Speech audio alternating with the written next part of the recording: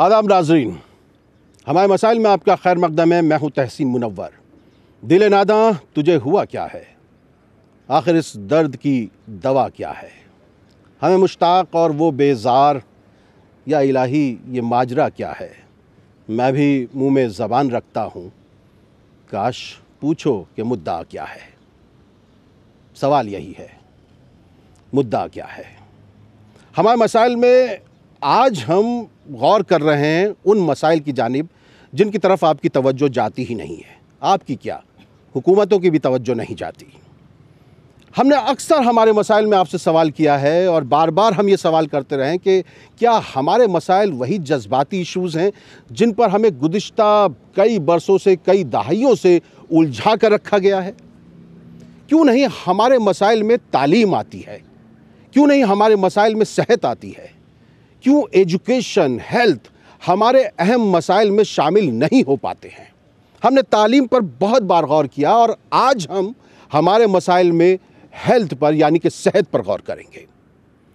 मौका भी है, हम यूनिसेफ की जानिब से मौलाना आज़ाद नेशनल उर्दू यूनिवर्सिटी में एक वर्कशॉप जो है उर्दू रिपोर्टर्स के लिए ऑर्गेनाइज़ की गई कि किस तरीके से हेल्थ वगैरह की रिपोर्टिंग की जाए। उस सिलसिले में आज हम मौलाना आज़ाद नेशनल उर्दू यूनिवर्सिटी में मौजूद हैं। ये मेरे आसपास जो आपको ये वसी अरीज़ जो ये कैंपस नज़र आ रहा है, ये अहाता, ये खूबसूरत अहाता मौलाना आज़ाद नेशनल उर्दू यूनिवर्सिटी हैदराबाद का है। इसी के हवाले से, इसी वर्कशॉप के हवाले से, यूनिसेफ की इस वर्कशॉप के हवाले से जो सेहत को लेकर और सेहत की रिपोर्टिंग को लेकर करवाई गई यहाँ पर, उस हवाले से आज हम यहाँ पर मौजूद हैं और हम गौर करेंगे हमारे असल मसले पर, हेल्थ के ऊपर, सेहत के ऊपर, क्योंकि ये मसला जो है जज्बाती मसाइल की भीड़ में कहीं खो सा गया है। इसका सबूत है तालीम में हमारा पिछड़ापन, इसका सबूत है सेहत के मामले में हमारी बुरी हालत।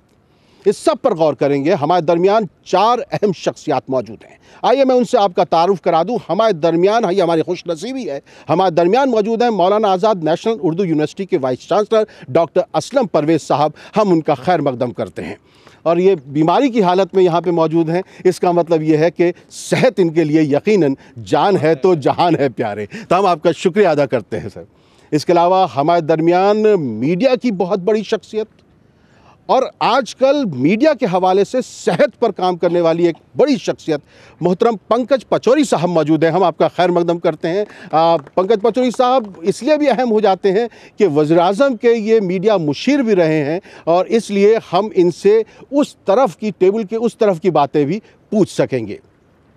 हमारी खुशकिस्मती कि हमारे दरमियान यूनिसेफ के कम्युनिकेशन एक्सपर्ट जो हैदराबाद में यूनिसेफ का काम देखते हैं, प्रसून सेन साहब, हम आपका खैर मकदम करते हैं। आप इस प्रोग्राम में मौजूद हैं और आपकी जानी पहचानी शख्सियत, आपका जाना पहचाना चेहरा, हेलो कैरियर में आप हमेशा न्यूज़ 18 उर्दू पर इनको देखते हैं, डॉक्टर रेहान सूरी साहब। लेकिन आज यहाँ ये हेल्थ एक्सपर्ट के तौर पर मौजूद है। जामिया इस्लामिया में प्लेसमेंट सेल के वैसे इंचार्ज हैं, लेकिन यहाँ ये हेल्थ के हवाले से हमारे मसाइल पर गौर करेंगे। तो आप हमारे दरमियान एक बहुत ही आपको बता दूं, बहुत ही ज़हीन, बहुत ही फ़ाल, बहुत ही अमली तौर पर हेल्थ के लिए काम करने वाली यहाँ पे कई शख्सियत मौजूद हैं, कई जर्नलिस्ट मौजूद हैं। हमारी दुश्वारी ये है कि हम यहाँ पर ज़्यादा लोगों को नहीं ला सकते, लेकिन इनकी हैसियत ये थी कि मैं यहाँ नहीं होता, ये इस सीट पर होते और मैं उधर होता। मैं इनका भी यहाँ पर खैर मकदम करता हूँ और हमारे दरमियान स्टूडेंट्स भी मौजूद हैं, मैं उनका भी खैर मकदम करता हूँ। डॉक्टर असलम परवेज़ साहब, सबसे पहले आपसे ही मैं सवाल करूंगा,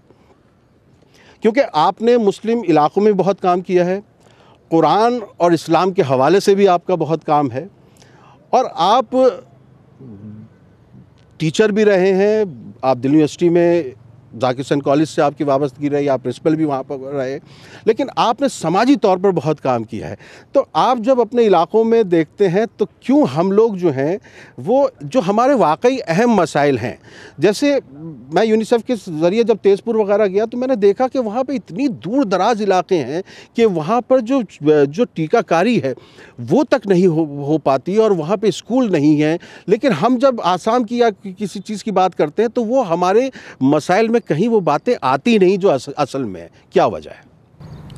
देखिए, मैं ना सिर्फ ये कि पुरानी दिल्ली से मेरा ताल्लुक़ था बल्कि आज भी है। मैं उसी पुराने शहर से वाबस्ता हूँ और दूसरी बात ये है कि मैं टीचर था नहीं बल्कि टीचर हूँ।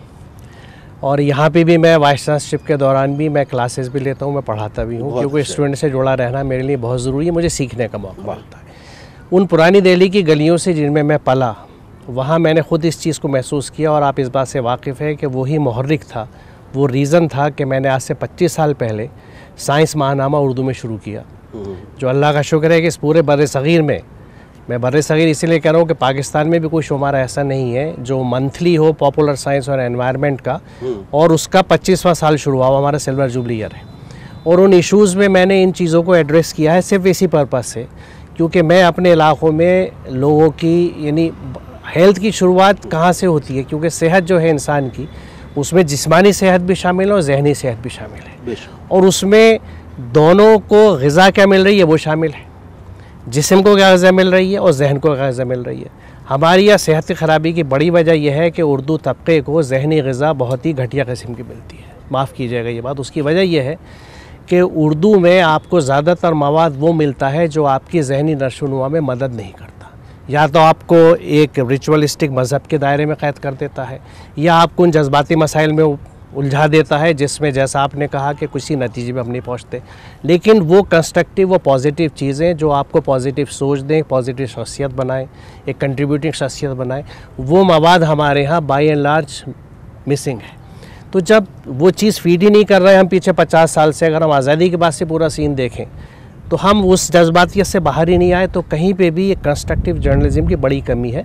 कहीं कहीं कोशिशें खाल खाल हुई हैं, लेकिन ये बड़ी अच्छी बात है कि जो एफ़र्ट्स आप लोगों ने और यूनिसेफ ने उठाई है, क्योंकि अगर हम जर्नलिस्ट को ट्रेन करें और उनको लिए मवाद मुहैया करें तो ये वक्त की बड़ी ज़रूरत है। बल्कि मुझे हैदराबाद में आने के बाद इस चीज़ की बड़ी खुशी हुई कि यहाँ के जो उर्दू के अखबार हैं, जिसमें मुनसिफ भी मैं देखता हूँ, सियासत भी देखता हूँ, एतमाद भी देखता हूँ, उनके सप्लीमेंट्स बड़े अच्छे आते हैं बामुकाबला दिल्ली के जो अखबारों में मैंने उर्दू के देखे, मैं उर्दू प्रेस की बात कर रहा हूँ।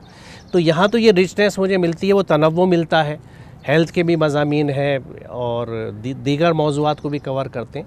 लेकिन और मैं समझता हूँ कि उन ख़ित्तों के जो जर्नलिस्ट हमारी इस वर्कशॉप में होंगे वो उस पर कोशिश करेंगे और अपने मैनेजमेंट को मोटिवेट करेंगे कि भाई ये भी रीडेबल मटेरियल है, इसके लिए भी रीडरशिप बनती है। इस पर आगे भी बात करेंगे। पंकज पचौरी साहब, जिस तरह डॉक्टर असलम परवेज़ साहब ने कहा कि गुज़िश्ता जितनी भी वक्त है उसमें जो फीडिंग जिस तरह की हुई है हम लोगों की ख़बरों की या दूसरे इशूज़ को लेकर, उस वजह से जो अहम मसाइल हैं वो पीछे रह जाते हैं। जी बिल्कुल, मैं मीडिया के हिसाब से आपसे बात कर सकता हूँ इस बारे में कि ये जो परेशानी है ये सिर्फ़ उर्दू प्रेस की नहीं है, ये हमारे मुल्क का रोग है। और वो रोग ये है कि हम लोग जो हैं, जो एंटरटेनमेंट है या स्पोर्ट्स हैं, खेल की जो ख़बरें हैं उस पर बहुत ज़्यादा ध्यान देते हैं। जो रिसर्च हुई है हाल में, उससे हमें ये मालूम पड़ता है कि एनवायरनमेंट, एजुकेशन और हेल्थ, इस पर हमारे जो टेलीविज़न चैनल्स हैं वो कोई 1% अपना जो वक्त है वो उसको देते हैं, और अखबार जो हैं, बड़े अखबार जो नेशनल अखबार हैं, वो कोई 3% के आसपास देते हैं। अब इससे बहुत बड़ी जो एक परेशानी वो लोगों को ये होती है कि ये जो मसाइल हैं ये बहुत ज़रूरी हैं। एजुकेशन, हम यहाँ बैठे हुए हैं इतनी बड़ी यूनिवर्सिटी में, और बहुत मैं आपको मुबारकबाद देता हूँ कि ये डिजिटाइजेशन हो रही है, बहुत ही मॉडर्न है और आगे देख के आप लोग काम कर रहे हैं। तो इसमें ज़रूरत है कि हम लोगों को ये बताएं कि हेल्थ की जो रिपोर्टिंग है वो आपके जो रेवेन्यू जो है मीडिया का, उससे भी जुड़ी हुई है। इस समय हेल्थ बहुत बड़ा एक ज़रिया है पैसा बनाने के लिए, लोगों की वेलनेस के लिए, उनकी सेहतमंदी के लिए, वो करने के लिए, तो ये उससे भी जुड़ा हुआ है। जब तक हम किसी भी मसले को लोगों के वेलबींग से नहीं जोड़ेंगे, तब तक हम उस मसले पर किसी एडिटर से नहीं कह सकते या किसी अखबार के जो सरमाएदार हैं उनसे नहीं कह सकते साहब आप हेल्थ पर काम कीजिए। जब तक उनको उसमें कोई इंटरेस्ट नहीं होगा तब तो आप वो दिलचस्पी नहीं दिखाएंगे। तो इसलिए ये बताना लोगों को बहुत ज़रूरी है। और उसके लिए सबसे बड़ी बात जो यूनिसेफ का ये है, मैं काफ़ी दिनों से जुड़ा हुआ हूँ इससे, कि आपको ये सलाहियत होनी चाहिए कि आप हेल्थ रिपोर्टिंग कैसे करें। तो ये पूरा जो प्रोग्राम है ये दूसरी इंस्टीट्यूशन है जिसमें कि ये प्रोग्राम जो है हेल्थ रिपोर्टिंग का जो है क्रिटिकल अप्रेजल का, ये इंट्रोड्यूस हो रहा है। और बहुत बड़ी ये बात है कि ये एक उर्दू के जिसे कहते हैं घर में हो रहा है, और इससे हमारे जो उर्दू के साफ़ी हैं उनको नई सलाहियत मिलेगी कि हेल्थ के जो प्रोग्राम हैं वो किस तरह से उन पर रिपोर्टिंग करें, क्योंकि उर्दू पढ़ने वाली जो आवाम है हमारे मुल्क में वो गरीब है, वो जो है उसके हालात ठीक नहीं हैं, और उनको अच्छे सेहत के सबक देने की बहुत ज़्यादा ज़रूरत है। बिल्कुल, और इसीलिए मैं यहाँ बैठा हुआ हूँ ताकि जो भी मैं कर सकता हूँ पढ़ाने के लिए वो मैं करूँ। ये बहुत अच्छी बात है पंकज पचौरी साहब। प्रसून सेन साहब, आप यूनिसेफ से के कम्युनिकेशन को देख रहे हैं यहाँ पर। हैदराबाद में जिस तरह का एक कल्चर है, जो तहज़ीब है, यहाँ की जो संस्कृति है, उसको देखकर आपको क्या परेशानियाँ होती हैं जब आपको अपनी बात लोगों तक पहुँचानी होती है हेल्थ को लेकर? देखिए, हैदराबाद और बाकी Bharat all across the country problem ये है कि हेल्थ रिलेटेड जो रिपोर्टिंग है वो बहुत कम है। जैसे कि पंकज साहब ने हमें अभी बताया कि 1% से भी कम था, पर हमने ये देखा है हम पिछले कुछ सालों में, खासकर कि उर्दू मीडिया में करीब 550% इंक्रीज़ हुआ है इन रिपोर्टिंग ऑन हेल्थ। ये बहुत अच्छी बात है, पर हमें अब ये देखना पड़ेगा कि वो जो रिपोर्टिंग हो रहा है उसकी क्वालिटी क्या है और वो किस नज़रिए से हेल्थ का रिपोर्टिंग हो रहा है। इसीलिए ये जो कोर्स जो अभी मौलाना आज़ाद उर्दू यूनिवर्सिटी और यूनिसेफ जॉइंटली इंट्रोड्यूस कर रहा है इस यूनिवर्सिटी में, ये बहुत ज़रूरी कोर्स है। इससे जो यहाँ के जो स्टूडेंट्स हैं, जो कि फ्यूचर जर्नलिस्ट हैं, उनको ये पता चलेगा कि अगर एज अ हेल्थ रिपोर्टर वो अगर कोई स्टोरी फाइल कर रहे हैं, उसको क्या टेक्निक क्या है, तरीके क्या हैं, और वो टर्मिनोलॉजी क्या है, वो कैसे समझें कि कोई अगर इतना बड़ा 500 पेज का साइंटिफिक रिपोर्ट है उसका निचोड़ कैसे निकाले और उसको एक कॉमन रीडर को कैसे समझाए कि इसका मतलब क्या है। तो ये हम सोचते हैं कि ऑलरेडी उर्दू मीडिया में काफ़ी इसका चर्चा है हेल्थ का, इसको और बढ़ाएं और मजबूत करें, तो ये हमें बहुत अच्छा मौका मिलेगा कि इस कोर्स के माध्यम से कि हम आगे चल के जो फ्यूचर जर्नलिस्ट जो है वो मेन स्ट्रीम में आए और इश्यूज जो हैं वो चेंज हो जाए। बिल्कुल जी। सूरी साहब, मैं वही सवाल जो मैंने असलम परवेज साहब से किया था आपसे भी कर रहा हूँ। आपकी जो शिकर एनजीओ है, जिस तरह आप लोग मुस्लिम इलाकों वगैरह में काम कर रहे हैं, क्या आपको लगता है कि हमारे जहन में ये जो हेल्थ और तालीम, इस तरह के जो मामलात हैं, ये मसाइल जो हैं ये ऊपर आ पाते हैं? मतलब अगर कहीं पे मॉब लिंचिंग होगी या कहीं पे कुछ दूसरे मसाइल होंगे, मंदिर मस्जिद का मामला आ जाए, या सियासत बहुत हावी रहती है हमारे जहनों में, हमारे चाय खानों में, हमारे खाली औकात में। देखिए, इसमें एक बात मैं सबसे पहले कहना चाहूँगा कि तालीम और सेहत एक तो दोनों बहुत मिली हुई चीज़ हैं। अगर सेहत होगी तो तालीम होगी, और ये तो एक बहुत बड़ा इशू है हमारी ख़ास तौर से कम्युनिटी का भी। और जो बात आपने कही कि बिल्कुल इसमें कोई शक नहीं है कि हमारा एजेंडा दूसरे लोग लिखते हैं और दूसरे लोगों की कही हुई या बनाई हुई चीज़ों पे हम ज़्यादा फोकस करते हैं। जहाँ बात सेहत की अगर हम करें तो अगर हिंदुस्तान का भी जो हमारा इम्यूनाइजेशन भी है वो 65% तक पहुँचा है, जो कि टारगेट 100% है कि 100% लोगों तक हम पहुँचें, तो आप ये समझिए कि 35% अभी वो बच्चे बचे हुए हैं जिनको इम्यूनाइजेशन करना है। दूसरी चीज़ ये अहम है कि और वो कभी भी ख़तरे का शिकार हो सकते हैं। वो 35% बच्चे जो हैं जिनको वो टीका नहीं लगा। दूसरी जो चीज़ है हेल्थ, असल में जब हम हेल्थ केयर की बात करते हैं या हेल्थ की बात करते हैं, जनरली हमारे जहन में बीमारी का इलाज होता है, लेकिन सबसे ज़्यादा अहम हेल्थ केयर वो होती है जो प्रिवेंशन पे होती है। बिल्कुल सही। तो जो इम्यूनाइजेशन में आती है, यही बात हमें लोगों को कम्युनिकेट करनी है। और बहुत सारे मिथ्स हैं जिसमें हम लोग फंस जाते हैं, बहुत सारी ऐसी गलत फहमियाँ हैं जिसमें लोग फंसते हैं और उस वजह से अपनी टीकाकारी को नहीं होने देते हैं। ये एक चीज़ है। दूसरी चीज़ ये है कि हमारी जो सेंसिटाइजेशन है, अब देखिए जो मैटरनल केयर है और जो न्यूनेटल केयर है, ख़ासतौर से मदर और चाइल्ड दोनों को हम लोग एक तरह से अवॉइड करते हैं, नेगलेक्ट करते हैं। ये हमारी कम्युनिटी की एक बहुत ही, और दूसरी चीज़ इस पर भी हम बात करेंगे और हम ये भी बात करेंगे वो किस तरह की अफवाहें होती हैं जिनमें नाज़रीन हम लोग फंस जाते हैं कि ये इंजेक्शन लगाने के बाद मर्द ही नहीं रहते, जो मर्द रह जाते हैं वो कौन से मर्द हैं, उस पर भी गौर करेंगे। यूँ तसल्ली दे रहे हैं हम दिले बीमार को, जिस तरह थामे कोई गिरती हुई दीवार को। लौट कर आते हैं इस मुख्तसर वक्फे के बाद।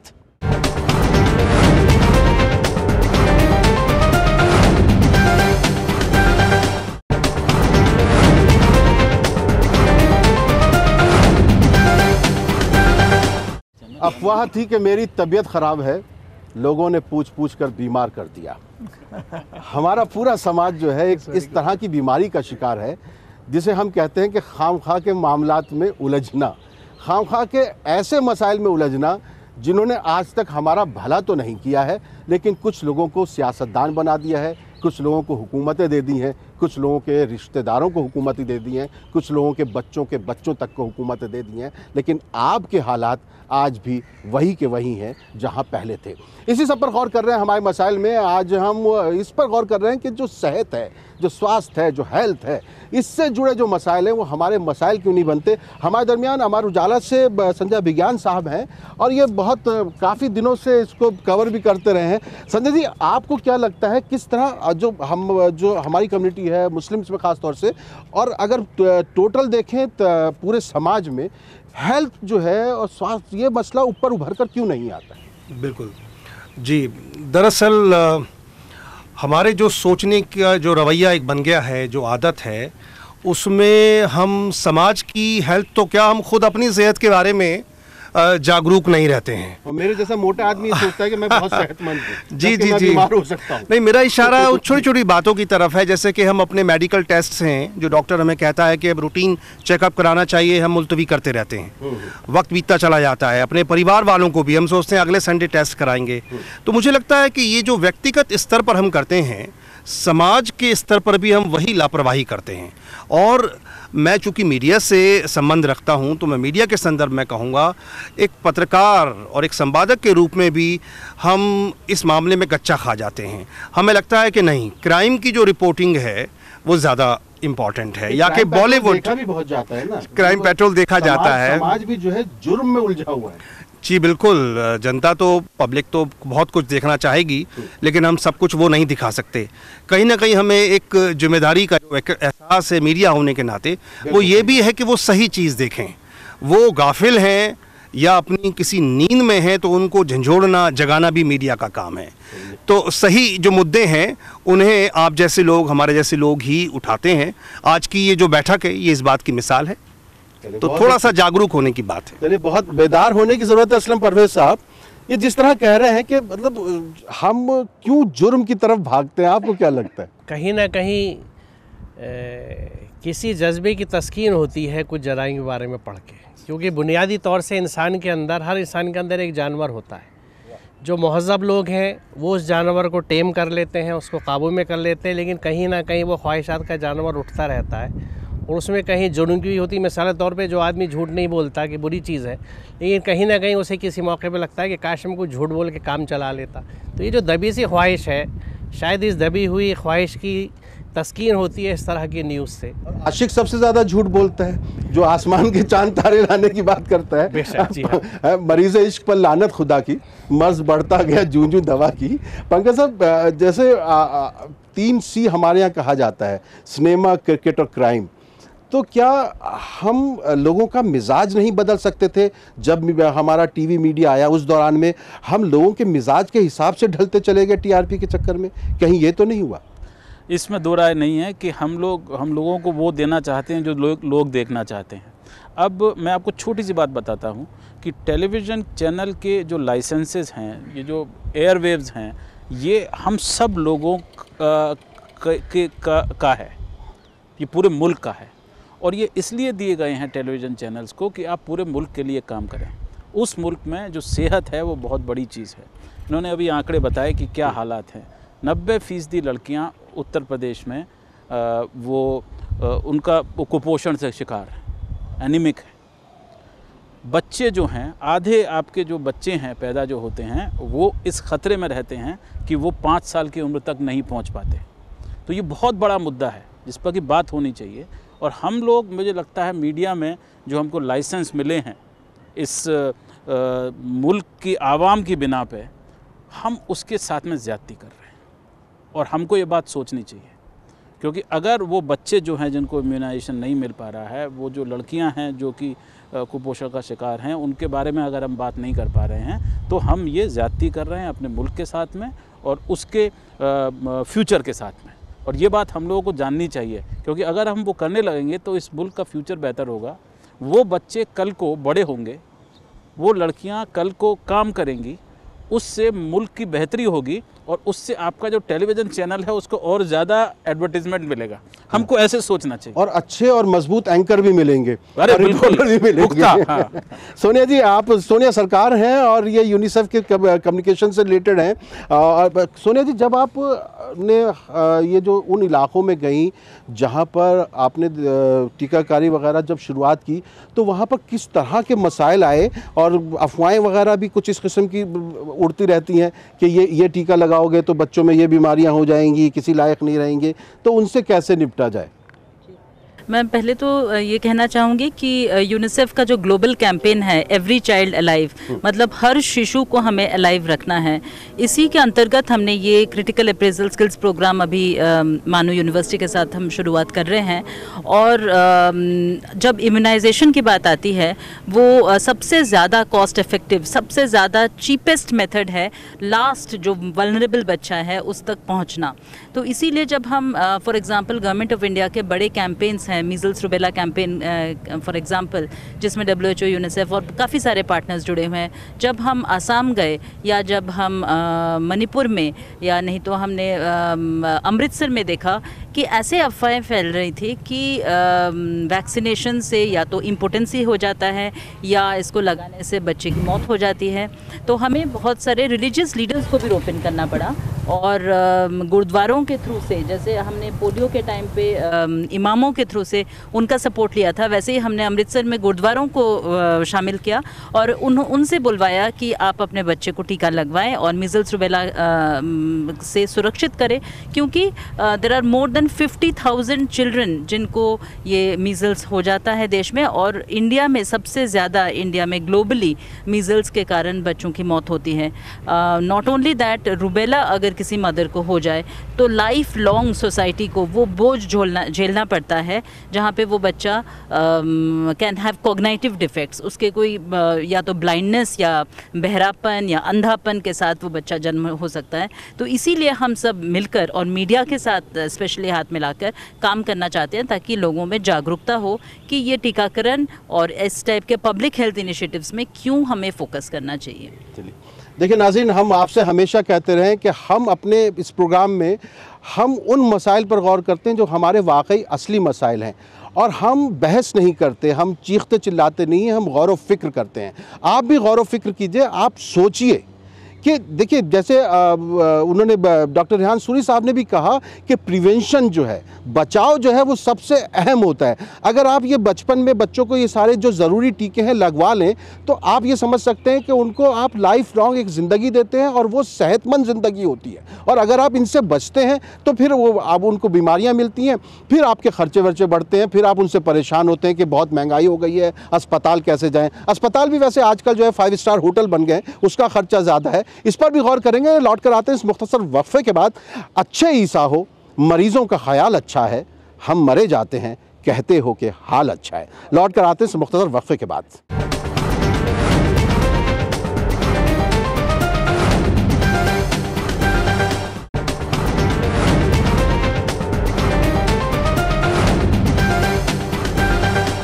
हमारे मसाइल में आज हम हैं मौलाना आज़ाद नेशनल उर्दू यूनिवर्सिटी में। ये खूबसूरत कैंपस जो आपको नज़र आ रहा है, ये वहीं का है। हमारे दरमियान वहाँ के वाइस चांसलर मौजूद हैं, यूनिसेफ के कुछ कारकुन मौजूद हैं, कुछ यूनिसेफ की जानिब से काम करने वाले जो हेल्थ मिशन पे काम कर रहे हैं वो लोग मौजूद हैं। हमारे दरमियान पंकज पचौरी साहब मौजूद हैं, हमारे दरमियान डॉक्टर रेहान सूरी साहब मौजूद हैं, कई मीडिया के एहलकार मौजूद हैं और बात कर रहे हैं उन मसाइल पर जिनकी तरफ हमारी तवज्जो नहीं जाती। कोई सवाल पूछना चाहेंगे आप? मेरा सवाल यूनिसेफ के जो कम्युनिकेशन एक्सपर्ट हैं उनसे है।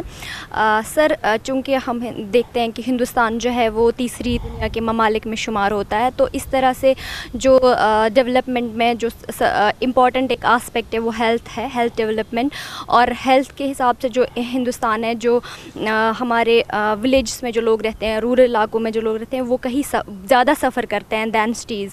सो थ्रू नेशनल मीडिया और जो मेन स्ट्रीम मीडिया है उससे हट के हम उनके लिए मतलब आप यूनिसेफ जैसी ऑर्गेनाइजेशन या यूनेस्को जैसी ऑर्गेनाइजेशंस क्या कर सकते हैं कि अवेयरनेस के लिए, जिस तरीके से कि वो not only the media but we can also see through the traditional media like और we can go through folk media also. नहीं तो आपको वहाँ बैठालना पड़ेगा। जी sir. So what we can do for that. क्या नाम है आपका? फौजिया। कहाँ से फौजिया? सर मैं कश्मीर से हूँ, मैं यहाँ पे पीएचडी कर रही हूँ मास कम्युनिकेशन। मास कम्युनिकेशन, चलो जी आपसे सवाल है। जी बहुत अच्छा सवाल है।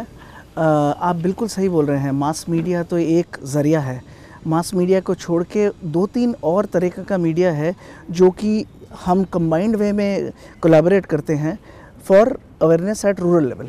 तो सबसे बड़ी बात है IEC material, information education communication material, जिसमें पोस्टर्स, लीफलेट्स, बहुत कुछ आता है। उसमें एक और ज़रिया है, उसको बोलते हैं हम आईपीसी, इंटरपर्सनल कम्युनिकेशन, जिसमें कि मास मीडिया तो है टेलीविज़न या रेडियो मान लीजिए या अखबार आपका, पर आईपीसी में एक आदमी दूसरे आदमी से डायरेक्ट बात करता है। ये हमने पाया है कि खासकर कि पोलियो जैसे टीकाकरण के टाइम में ये बहुत बड़ी बहुत महत्वपूर्ण बात थी, जिससे हमें बहुत फ़ायदा मिला है उस कैंपेन में, क्योंकि 1-to-1 जो डिस्कशन होता है उसकी बराबरी करना बहुत मुश्किल होता है।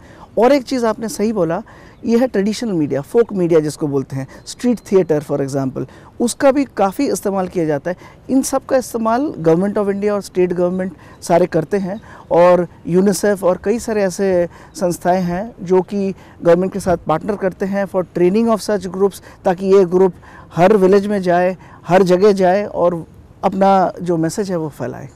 चलिए आप कोई सवाल पूछ रहे थे जी। मेरा सवाल पंकज पचौरी जी से है। आप गवर्नमेंट में रही हैं, प्रधानमंत्री जी के मीडिया एडवाइज़र रहे हैं, आपको पता होगा कि उस सरकार किस तरह से फैसले लेती है। मेरा सवाल ये है सर, जब हम हेल्थ की और एजुकेशन की बात कर रहे हैं, तो अगर दिल्ली की बात करें तो 2 ही यूनिवर्सिटीज़ हैं जिनमें ECD यानी अर्ली चाइल्डहुड डेवलपमेंट कोर्स कराती हैं, मास्टर कराती हैं इसमें। बाकी इस एजुकेशन को बढ़ावा क्यों नहीं दे पाती सरकार? क्योंकि जब तक हेल्थ के बारे में जानने वाले लोग हमारे पास नहीं होंगे, तो तब तक इसके बारे में जर्नलिज्म कैसे किया जाएगा? वेरी गुड, बहुत अच्छा सवाल है कि हुकूमतें हेल्थ को जो है बेसिक स्टडीज़ के अंदर करिकुलम का हिस्सा क्यों नहीं बनाती हैं? पंकज साहब जी, इनका जो सवाल है वो मेरे से नहीं है, पूरे मुल्क से है। बिल्कुल। और वो उस सवाल का जवाब ये है कि जब तक हम हेल्थ के ऊपर हमारा जो बजट है, चाहे वो सेंट्रल गवर्नमेंट का बजट हो और चाहे वो स्टेट गवर्नमेंट का बजट हो, जब तक वो नहीं हम बढ़ाएंगे तब तक कुछ नहीं होगा। मुझे ध्यान पड़ता है 2013 में जब प्राइम मिनिस्टर की तकरीर हुई थी लाल किले से, तो हमने जॉइंट सेक्रेटरी थे और हमने मिल करके उनसे ये कहलवा दिया था कि हम GDP का 2.5% हिस्सा हेल्थ पर खर्च करेंगे, और ये बाकायदा हमने कहा था कि as a commitment to the nation. और लेकिन समस्या उसमें यह है कि सरकार वो रही नहीं, और उसके बाद में आप वो जो हिस्सा है वो 1.6% पर पहुंच गया। तो जब आप इतनी बड़े देश के लिए 2.5% आप खर्च नहीं कर सकते, तब आप से उसका क्या हासिल होगा? और डिफेंस में करना पड़ता है हमको, और डिफेंस में आप 11% खर्च कर रहे हैं। तो सबसे बड़ा डिफेंस मेरे ख्याल में मुल्क के लिए यही है कि हमारे जो बच्चे हैं वो सेहतमंद हों। बिल्कुल, अगर वो सेहतमंद होंगे तो हमको किसी डिफेंस की ज़रूरत नहीं है, वो अपने आप अपना डिफेंस कर लेंगे, पूरे मुल्क का डिफेंस कर लेंगे। तो ये एक बहुत बड़ी इसमें प्रॉब्लम है। दूसरी बात मैं यहाँ पे कहना चाहूँगा कि हेल्थ और मुस्लिम समाज की जो बात है उसे लेकर के बहुत चीज़ें आपने भी उठाई कि वहाँ पर उसमें रूमर्स फैला देते हैं कि भाई ये आपने भी कहा कि ठीक नहीं है और टीका नहीं लगवाना चाहिए। मुस्लिम समाज के बारे में सच्चर कमेटी ने साफ साफ ये कहा था कि मुस्लिम समाज के हालात इस समय वो हैं जो कि शेड्यूल कास्ट से भी ख़राब, शेड्यूल ट्राइब से भी ख़राब हैं। आप अगर वो 100 डिस्ट्रिक्ट उठा लीजिए, जो 100 ज़िले हमारे मुल्क में हैं, जो जिसमें कि सबसे ज़्यादा ये प्रॉब्लम्स हैं इम्यूनाइजेशन की, बच्चों के मरने की, तो वो सारे उन 100 डिस्ट्रिक्ट में कोई 80 डिस्ट्रिक्ट ऐसे होंगे जिनमें कि मुस्लिम लोगों की तादाद काफ़ी है। कन्नौज में हमने भेजा अपने रिपोर्टर को, वहाँ से उसने बताया कि हालात ये हो गए हैं कि वहाँ पर कि इमाम जो हैं गांव के, जिन्हें कोई नहीं जानता, वो जुम्मे की नमाज के बाद सब जो लोग हैं आते हैं नमाजी, उनसे बैठ के बात करते हैं और उनसे कहते हैं कि आप अपने जो ख़वातीन हैं उनको ये खिलाइए जब उनको एक्सपेक्ट कर रही हैं, वरना आपके बच्चे जो हैं वो नहीं रहेंगे और वो अगर नहीं सेहतमंद होंगे तो आगे चल के काम कैसे करेंगे। बिल्कुल, तो ये उससे जुड़ा हुआ मामला है और उनको ये देखना पड़ेगा। बड़ी अच्छी बात कही है पंकज साहब ने कि ये जो हमारे पास एक बहुत बड़ा स्ट्रक्चर मौजूद है मस्जिदों का और इमामों का, तो हम इनका इस्तेमाल अपने, जैसे हमारे जुमे के खुतबात वगैरह हैं, उसमें हम क्यों नहीं करते कि हम तालीम को लेकर, हेल्थ को लेकर, जब हम ईरान की, इराक़ की, सऊदी अरब की, तमाम हमारे खुतबात में सब कुछ आ जाता है, सीरिया भी आ जाता है, शाम, इराक़, ओमान वगैरह सब हमारे खुतबात में आता है। तो ये जो हमारे बुनियादी मसाइल हैं, इनके बारे में हमारे एक मिशन के तहत इस पर क्यों ना काम किया जाए। मैं अर्ज़ करूँ कुछ? हाँ, मुझे आपसे दरियाफ्त करना है। मुझे जब आप ये बात कर रहे थे तो वो गुरुदत्त का वो गाना याद आ गया कि ये दुनिया है मुर्दा परस्तों की दुनिया। जब चीज़ें मरने लगती हैं, चाहे वो शाम हो या सीरिया हो जिसका आपने जिक्र किया, जब हम खड़े होते हैं, हमारे ख़तीब खड़े होते हैं, वो वक्त से पहले शायद ये लीडरशिप का फेलियर है कि नहीं सोच सकते कि समाज में क्या ख़राबियाँ आ रही हैं। ये जिन ममालिक आपने जिक्र किया, यहाँ जो कुछ हुआ एक दिन में नहीं हुआ, इस मुल्क में जो कुछ हुआ एक दिन में नहीं हुआ, लेकिन बाय एंड लार्ज हम लोग सोते रहते हैं और उठते जब हैं कि जब नोहा खाने का वक्त होता है कि अब रोक पीट लो क्या हो गया। चूँकि शुरू में आपने मेरे तारुफ में ये कहा था कि मैं एक स्टूडेंट हूँ, तालिब इल्म हूँ कुरान का भी, तो इसमें बड़ी रेलेवेंट चीज़ मैं यहाँ आपको बताना चाहूँगा कि रिज़्क़ के ताल्लुक़ से कुरान जो कहता है कि रिज़्क़न हलालन तय्यबन, तो रिज़्क़ तय्यब क्या है? तय्यब को आप, क्योंकि अरबी का लफ्ज़ है, इसको रूट के मदद से, मादे की मदद से देखें तो ग़िज़ा के ताल्लुक़ से तय्यब का मफ़हूम ये है कि वो चीज़ which is wholesome and nutritious for the body, जिस्म के लिए जो चीज़ ग़िज़ाइयत फ़राहम करने वाली हो और सूदमंद हो, फ़ायदेमंद हो, नफ़ा बख्श हो, सिर्फ उसी को खाना जायज़ है। बिल्कुल। तो जितने वो तमाम ग़िज़ाएँ जो आपको, जिसमें जंक फूड सारे आते हैं, ये आपको नहीं खाने चाहिए, ये तैयब नहीं है, लिहाजा हराम है, हलाल नहीं है। तंबाकू है, पान मसाले हैं, गुटखे हैं, वो तमाम चीज़ें जो न्यूट्रिशस नहीं है। अब इस चीज़ को, ये कुरान का मैसेज है, अगर इमाम साहब नहीं पहुँचाएंगे तो मैं थोड़ी पहुँचाऊँगा। मुझे तो कोई मिंबर पे नहीं जाने देगा कि साहब आपकी शरई शक्ल नहीं है, आपको नसीब नहीं हो सकता ये मिंबर। ये भी मसला है हमारे यहाँ, जबकि आज से 20 साल पहले और आज भी वेस्ट में मुझे मस्जिद के मिंबर मिले हैं, मैं बोल सका हूँ। तो ये इसके लिए देखिए, ये तो शिकवे की बात हो गई। हम कर क्या सकते हैं इसमें? कर ये सकते हैं हम कि उन लोगों के लिए सेंसिटाइजेशन करें। और मैं ये समझता हूँ कि ये इतनी एक्टिव बॉडी यहाँ बैठी है और ये यूनिसेफ का प्रोग्राम है, अगर ये लोग कोई इस तरह का प्रोग्राम तरतीब दें जिसमें इमामों को और ख़तीबों को बुला के और उनको एनरिचमेंट किया जा सके, तो उसमें मैं कंट्रीब्यूट कर सकता हूँ पर्सनली। यूनिवर्सिटी का मैं वादा नहीं कर सकता, और उसका सबूत मैं ये दूंगा कि मैंने अपनी एफ़र्ट से कंट्रीब्यूशन अपने दे के इस्लामिक फ़िक़्ह एकेडमी से पिछले दिनों एटमॉस्फेरिक पॉल्यूशन डिस्कस कराया फ़िक़्ही इजलास में सालाना, और उन्होंने काफ़ी इंपॉर्टेंट रिकमेंडेशंस एटमॉस्फेरिक पॉल्यूशन पे दी।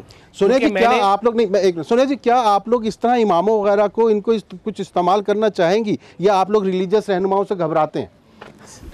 यूनिसेफ सारे स्टेक होल्डर्स के साथ काम करते हैं और रिलीजियस स्टेक होल्डर्स भी बहुत एक अहम रोल उन्होंने प्ले किया है, पहले भी पोलियो को मार भगाने के लिए इस देश से, और इस बार भी मिज़ल्स रूबेला कैंपेन में भी हमने यूटिलाइज़ किया है उनके सर्विसेज को, उनका रीच को। जिस तरह आपने मीडिया के लोगों का जमावड़ा लगाया है, उस तरह आप इमामों का मुख्तलिफ, आप चाहे इलाकों के हिसाब से उनको किसी तरह की ट्रेनिंग, तरबियत देने के बारे में सोचें, जिससे ये बात वाकई अंदर तक पहुँच सके सलीके के साथ। जी, ये बहुत क्योंकि हर आदमी तो अखबार नहीं पढ़ता, और इसमें हम कोलैबोरेट कर सकते हैं आपके साथ एज ए यूनिवर्सिटी कोलैबोरेट, क्योंकि हमारा एक सेंटर है जो इस तरह की ट्रेनिंग कराती है, और उसमें हम मदरसे के टीचर्स को भी बुलाते हैं। तो उनके साथ अगर हम करें तो हेल्थ से रिलेटेड हम उसमें लिटरेचर भी तैयार करा लेंगे, और इसमें हम सोच सकते हैं कि कुछ कोलैबोरेटिव काम। मैं एक बात कहना चाहूँगा, हम लोगों का एक आउटकम था पिछले डिस्कशन का, ख़ासतौर से जो नेशनल एडिटर मीट्स भी हुई थी, और पिछले 3 साल से हम लोग जो रूटीन इम्यूनाइजेशन पे, एंगेजमेंट पे जो काम किया है, उसमें एक चीज़ निकल के आई थी कि हमें जो रिलीजियस इंस्टीट्यूशंस हैं, जो ख़ासतौर से मदारिस हैं और बड़ी जो दारुल उलूम हैं, जितने चाहे नदवा हो, देवबंद हो, जितने भी तमाम अक्रॉस द कंट्री, उनसे जो फ़ारिगीन हैं उनके कुछ स्पेशलाइज्ड हम उनको सिखाएं लिखना, क्योंकि जब वो लिखेंगे तो वो इन्फ्लुएंसर हैं एक पर्टिकुलर तबके पे। उसके लिए हम लोगों का ये आया था कि हम यूनिवर्सिटी के साथ कोलैबोरेट करें, एक प्रोग्राम तैयार करें और उनके जो फारिगीन हैं उनके पास जाके 50 की शक्ल में उनके नहीं सूरी साहब देखिए, हर आदमी पढ़ नहीं पा रहा है। जो हमारी कम्युनिटी में जो लोग जो पढ़ नहीं सकते, नहीं, मैं वहीं आ रहा हूं। उनके लिए लिखने से काम नहीं चलेगा। एक लिखना है और एक वो कहीं ना कहीं जब जाएंगे तो वो ऑलरेडी वो नॉलेज लेके जाएंगे, चाहे वो इमाम बने या वो किसी मदरसे के मुदर्रिस बने या वो कहीं पे जाके वैसे भी इन्फ्लुएंस करें किसी एक पर्टिकुलर जो ऑलरेडी हैं, जो ऑलरेडी है उनके लिए तो एंगेजमेंट करते हैं, ऑलरेडी करते हैं। एक मुकम्मल एक ही इलाज है, व्हाट्सएप पे अच्छे अच्छे आप जो है वो संदेश बनाइए। हाँ। और सब मुस्कुरा रहे हैं यहाँ बैठकर व्हाट्सएप वाले, ठीक है, और वो लोगों को भेजिए। नहीं, बहुत अच्छी बात कही है। व्हाट्सएप का जब गलत इस्तेमाल हो सकता है तो उसका अच्छा इस्तेमाल क्यों नहीं हो सकता। हमें अच्छाइयों को बढ़ावा देना है। अपने हमदर्द मसीहा तो बहुत हैं, लेकिन जख्म को छेड़कर नासूर बना देते हैं। लौट कर आते हैं इस मुख्तसर वक्फे के बाद।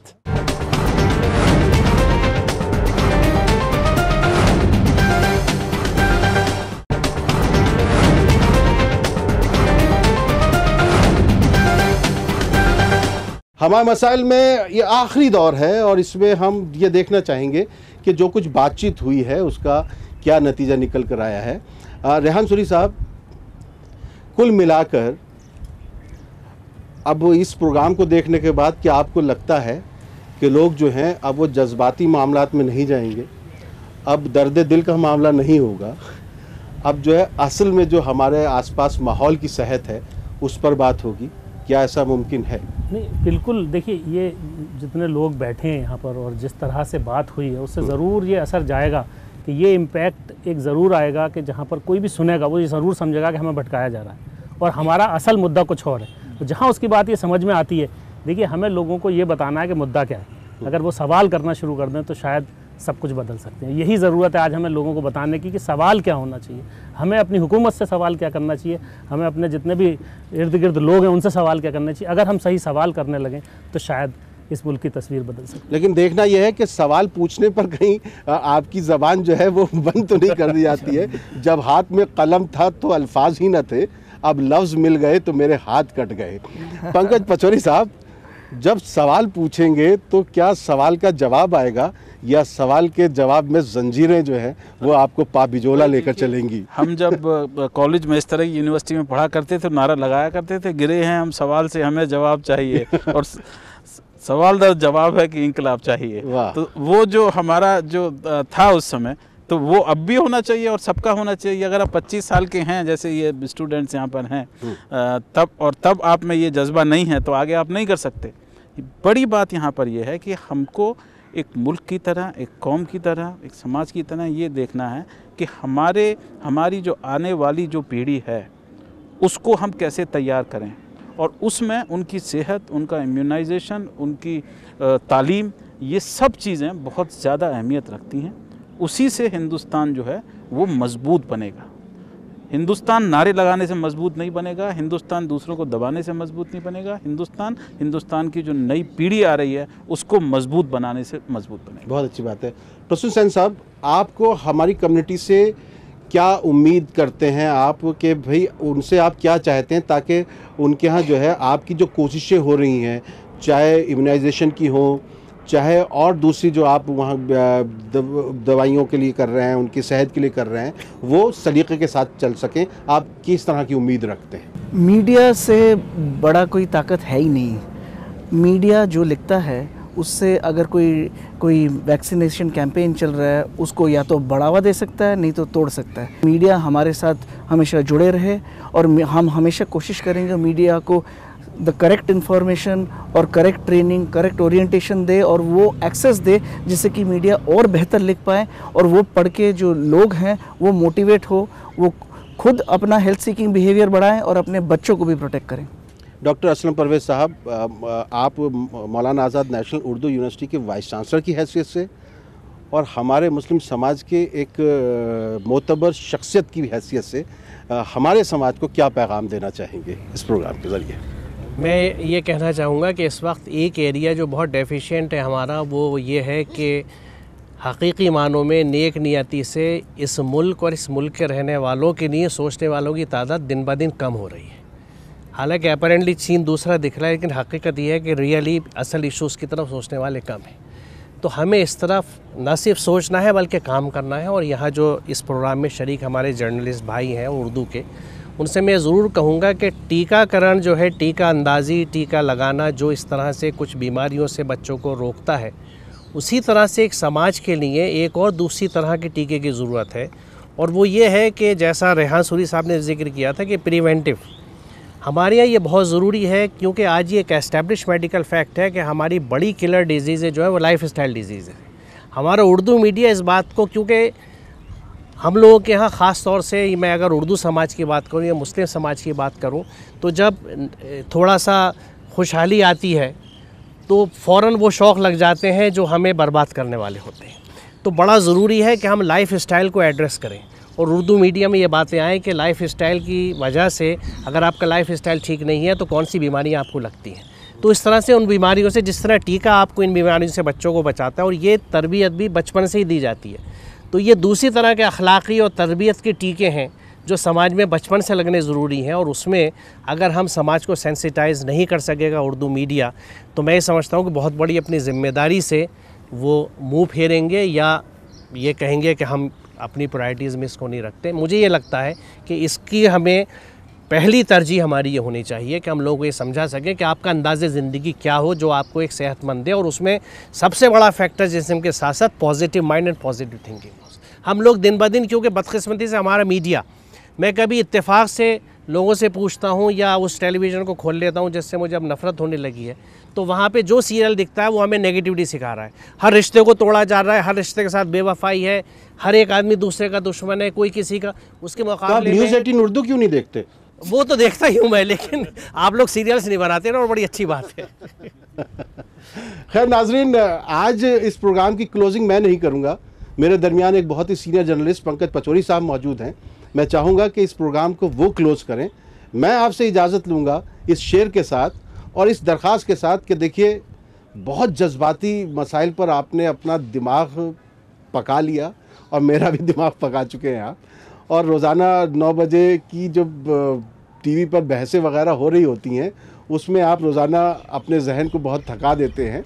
उन बहसों से बाहर निकलिए, आसपास देखिए, बहुत सारे मसाइल का अंबार लगा हुआ है आपके घर के आसपास। जो कूड़े के ढेर हैं वो भी एक मसला पैदा कर रहे हैं। आपके आसपास जो बीमारियां पैदा हो रही हैं वो भी एक मसला पैदा कर रही हैं। आपके घरों में जो बच्चे बिना टीका के अभी तक जी रहे हैं वो अपनी ज़िंदगी के लिए आगे मसाइल पैदा कर रहे हैं। उस तरफ गौर कीजिए, अपनी सेहत का ध्यान रखिए, अपने आसपास के माहौल का ध्यान रखिए। मैं मीर के इस शेर के साथ आपसे इजाज़त लूँगा और पंकज पचौरी साहब से आज कहूँगा कि वो मेरे इस प्रोग्राम को क्लोज़ करें कि मीर, आमदन भी कोई मरता है, जान है तो जहान है प्यारे। पंकज पचौरी साहब, अब आपने जो कहा, ये इससे आगे मैं कुछ कह नहीं सकता, लेकिन एक मीडिया का कारकुन होने के नाते सिर्फ मैं ये कह सकता हूँ कि जो दिल पे गुजरती है वो रकम करते रहेंगे। अर्ज़ तगाफुल है वो उनको मुबारक, एक अर्ज़ तमन्ना है वो हम करते रहेंगे। बहुत बहुत शुक्रिया आपका, बहुत बहुत शुक्रिया। TV 18 का बहुत बहुत शुक्रिया।